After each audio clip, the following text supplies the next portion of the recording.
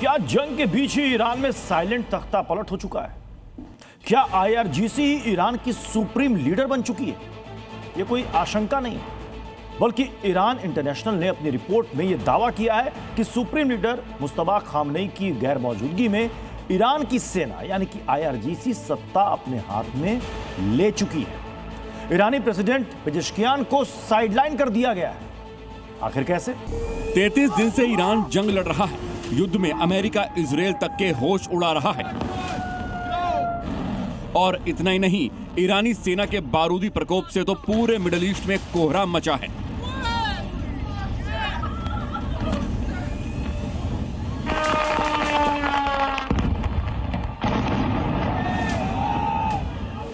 लेकिन इन सब के बीच बड़ा सवाल यह है कि इस वक्त ईरान की कमान किसने संभाल रखी है?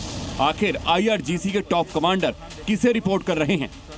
और उससे भी अहम सवाल यह है कि खाड़ी के किस मुल्क पर कब, कहां और कैसे हमला करना है, ये ऑर्डर कौन दे रहा है? 8 मार्च को मुज्तबा खामेनेई की बतौर सुप्रीम लीडर ताजपोशी हुई, लेकिन तब से अब तक ईरान के नए खलीफा कहां हैं, किस हाल में हैं, इसकी जानकारी किसी को नहीं है। बेशक इस दौरान मुज्तबा खामनेई के ऑडियो मैसेज आए, मगर मुज्तबा खामनेई खुद नहीं आए। ऐसे में माना यह जा रहा था कि सुप्रीम लीडर की गैर मौजूदगी में ईरान के राष्ट्रपति पेजेश्कियान मोर्चा संभाल रहे होंगे, लेकिन ऐसा कतई नहीं है।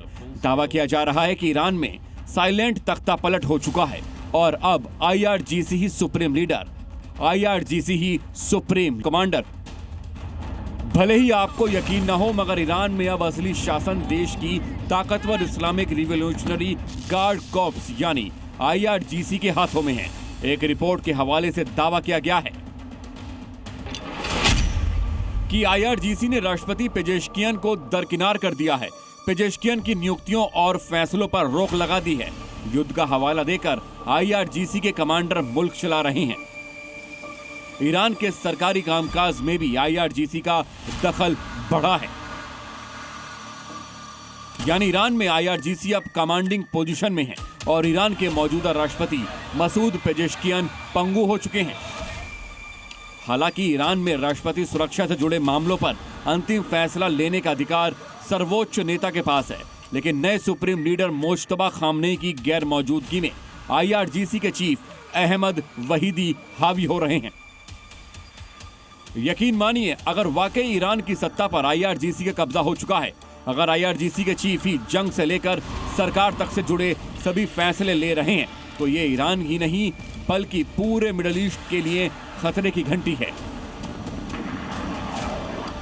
क्योंकि आईआरजीसी एक ऐसी कट्टरपंथी ब्रिगेड है जो अगर सत्ता में रही तो फिर ईरान सिर्फ जंग ही लड़ेगा।